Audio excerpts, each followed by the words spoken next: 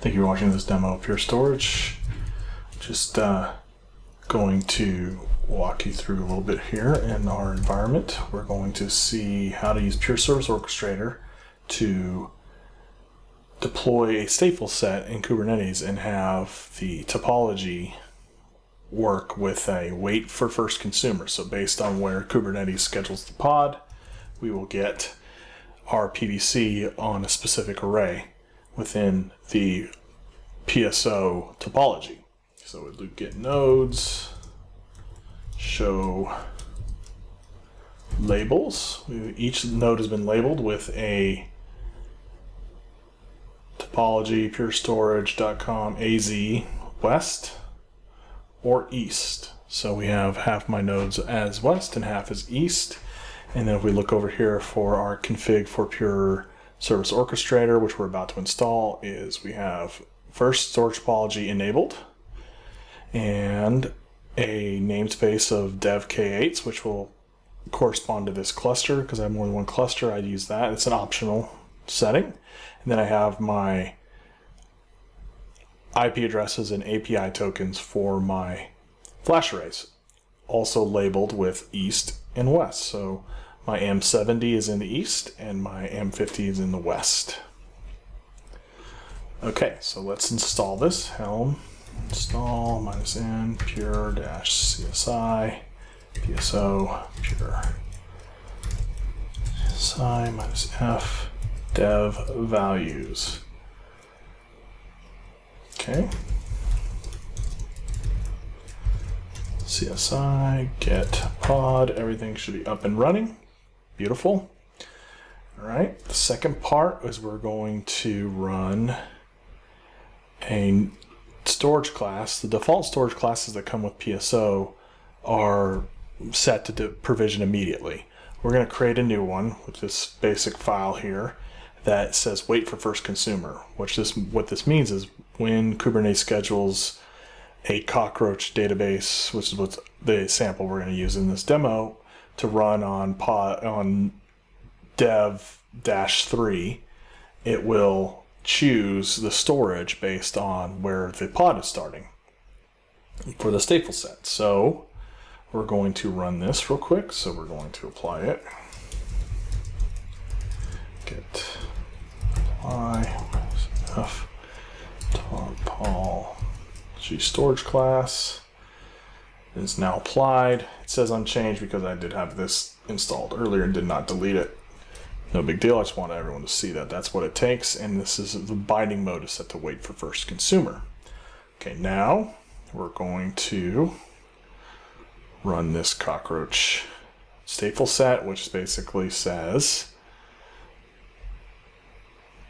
match the expression. So it's going to say start up my 3 replicas and east and west. So we will now apply f cockroach. Right. You can see that the storage is starting to create down here in this screen. And if we look at our FlashArrays, the volumes are starting to create here. So we have this volumes filtered by that dev k. So everything in the clusters are there. The 2 volumes are there. The third one will show up here. So because we're doing an uneven number, 2 of them will be in the one availability zone west and 2 are in the east. So there we got all 3 up and running.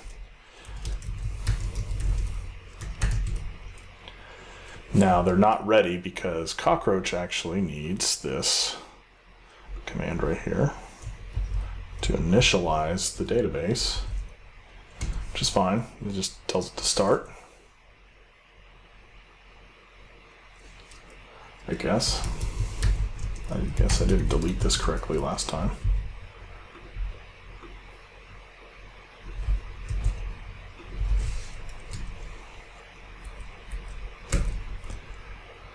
Get started. Alright, so initialization's really fast. Completes, initialize the database. This one should go to ready here in a second. All right, everything's ready. Database is initialized and ready to go. You can see that we have our volumes here spread out across our two arrays. Let's close this. We don't need to see that anymore. Go to top right. There we go. So now we have that. Let's do a little scaling.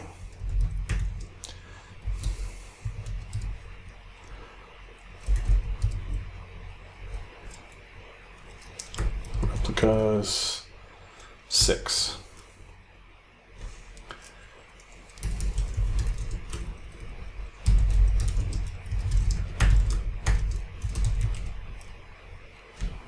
Containers are creating. You can see that the third one has popped up here. We should actually see it level out based on the scheduling of Kubernetes here in just a second. And there we go. So we have 3 volumes on one array, 3 on the other, and then CockroachDB handles the replication between the two. So that is how to use Pure Service Orchestrator topology in the CSI driver to get a load across multiple devices based on the scheduling provided by Kubernetes for the actual replicas within the StatefulSet. If you have any questions, please reach out to us or on me on Twitter or our blogs or our Slack channel in lots of different ways. We'd love to help you out get this implemented. Thank you very much.